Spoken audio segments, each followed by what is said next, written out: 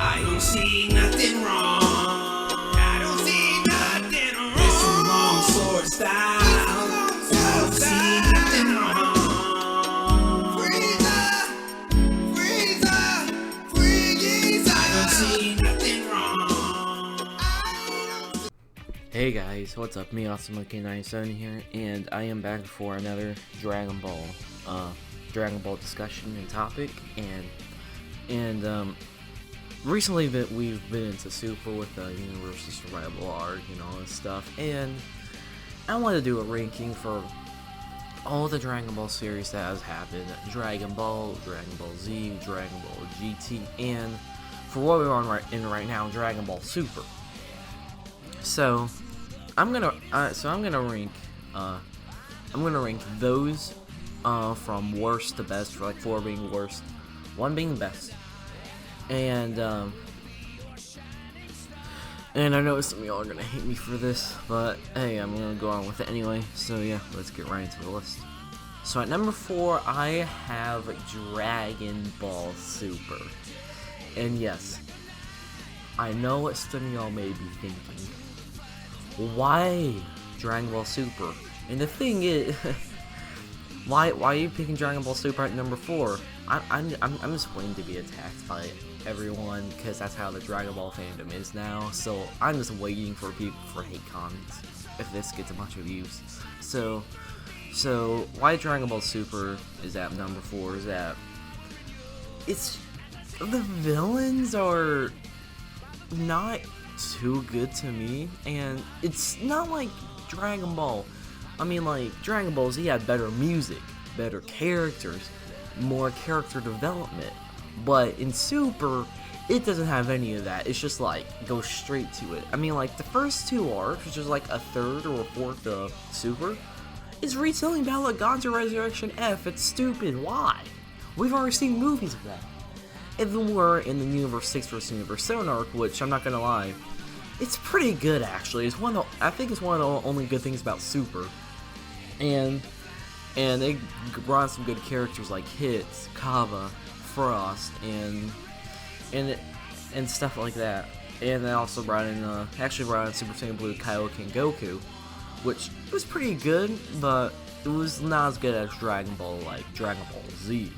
So once we hit the Future Trunks arc, this is where, to me, it starts to go a little downhill. Because, I mean, while most of the arc is pretty good, we have Super Saiyan Rage Trunks, we have Trunks returning. Trunks in Super, I absolutely hate. He cries every 5 seconds in the series. It's so dumb. And Zamasu is possibly the worst villain I have ever seen. He's one of the worst. He's like, for more explanation for it, I'll link you to a YouTube video about why I really do not like Zamasu. And me and that guy agree a bunch on it. And they brought in Goku Black, which is kind of like Zamasu, but at least it was a good idea, decently, because the thing about Goku Black is that it brings in the evil version of Goku, which is a good idea actually. That was one of the good things I really liked about the Future Trunks arc, but they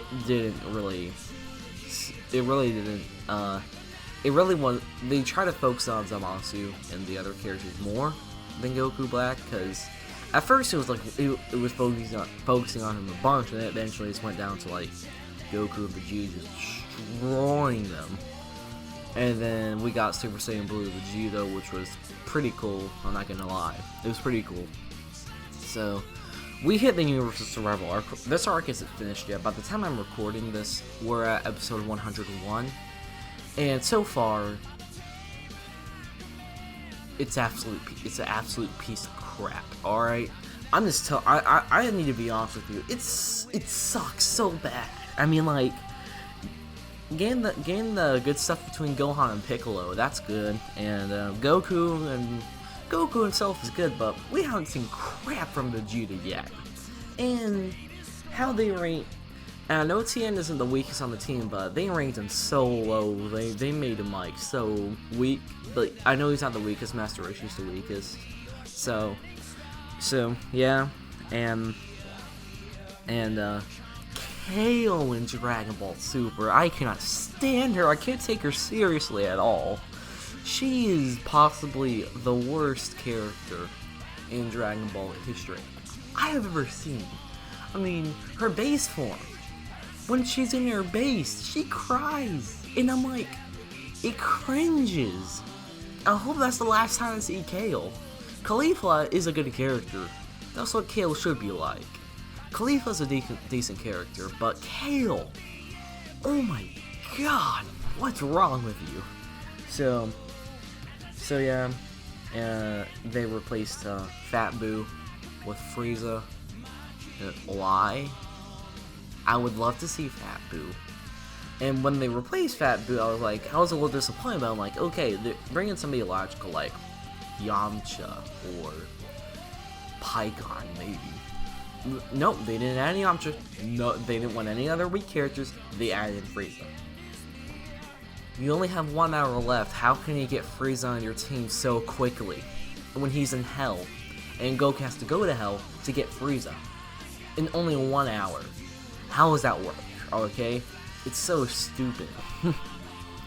So, yeah, Dragon Ball Super gets number 4 for me, but we haven't gone through it completely yet. So my list could change eventually with Dragon Ball Super. So for now, Dragon Ball Super gets number 4 for me. Alright, so now at number 3, I have Dragon Ball GT.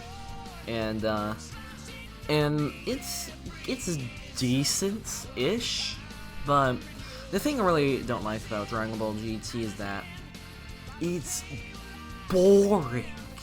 I mean, it added good stuff like Baby and Omega Shenron and the Black Star Dragon Balls and Super Saiyan 4. Super Saiyan 4 was awesome. I mean, like, that's probably my favorite transformation in the entire series. And it's just how they executed GT. It was not too good, really. I mean, like, it had good stuff, like, and it, like, Super Saiyan 4 and Baby and Omega Shenron, but then the Super 17 arc was meh. I mean, it was a meh concept, but it was okay, but it was just nowhere near as good. And Goku turning into a kid in GT, I'm like, wow. And I'm not hating on GT. I kind of like GT. It's just, the main reason why I don't like it is that it's so boring. It doesn't bring in any of that nostalgia. So, even though it has a really good transformation, I'm Super Saiyan 4 like 7 million times. Alright, and so Super Saiyan 4 is kind of the thing that saved GT. Same with Baby. And I have a friend called Lambo Man, or Super Saiyan Soldier, however you want to call him. Baby is his favorite villain. I see why he likes Baby. I really like Baby. He's a cool character. But it's just the main reason why GT's number 3 is that pretty boring. So that's why GT gets number 3 for me. So now at number 2, this is where we get into the good stuff. I mean, like, the really good stuff I really like. We get into regular Dragon Ball. Now, Dragon Ball is pretty freaking awesome. I mean, like, it's basically Dragon Ball Z, but, like, more, like, it brings in a lot more nostalgia. I mean, like, you have Goku, this little kid who is, like, 12 or 10 when we first see him. He's basically stranded. He's a really nice person, and he overall he was an excellent character in Dragon Ball. That's my favorite version of Goku. Dragon Ball Goku. We need him. and that I really liked Goku, and they brought in other characters where we first see characters that are really important in the series, very crucial. We bring in Bulma, we bring in Krillin, Piccolo, Tien, Chaozu. All these characters are very useful in the series. and later on Dragon Ball Z, they're kind of, I really wouldn't say Piccolo and Krillin arcs, but Tien and Chaozu and Bulma are kind of fodder. Not saying they're weak, it's just they aren't really useful. Same with Krillin, but he's more useful than Tien in Z. So the thing, and it brought in, it's so I don't want to say childish, it's it's so nostalgia, and it's not afraid to go dark. Alright, let's just say that. We don't see him. Krillin dies, and Goku is out for blood. He is out for revenge against Krillin. He doesn't just want to defeat his enemy, he wants to kill his enemy. And that's what I really liked about GT. It's not afraid it's not afraid to get dark. Alright? It's a really fun series. And it's really a lighthearted series. It's a really lighthearted series. But then it doesn't get afraid to get dark though. And Dragon Ball and Dragon Ball Z are really close to me. It brought in a bunch of characters that are really awesome, that are in Z. So if you're new on Dragon Ball, watch Dragon Ball, then watch Dragon Ball Z, then watch Dragon Ball, watch it, it's really good, then go on to Dragon Ball Z, that's really good, then go on to whatever order between GT and Super. So the reason why Dragon Ball is not over Dragon Ball Z is because Dragon Ball Z is more, I guess you'd say, famous. It's more well known. So somehow Dragon Ball Z gets over regular Dragon Ball, so yeah, that's why Dragon Ball gets number 2. And at number 1, I have Dragon Ball Z. And I think a lot of people can agree with me that Dragon Ball Z is probably the best one out of all of them, or regular Dragon Ball, whatever. And it brings in a lot of epic moments and emotional moments. It brings in terms of emotional moments. The first one we see, Gohan, Piccolo changing his heart because Gohan is treating him like a real friend, even though for what Piccolo's done to Gohan, he's kind of tortured Gohan, and Gohan still views Piccolo as a friend, and that really changes Piccolo. That really brings on like a big moment. That's one of the most best moments in the entire show without any fighting. And it also brings in like Goku sacrificing himself against Cell.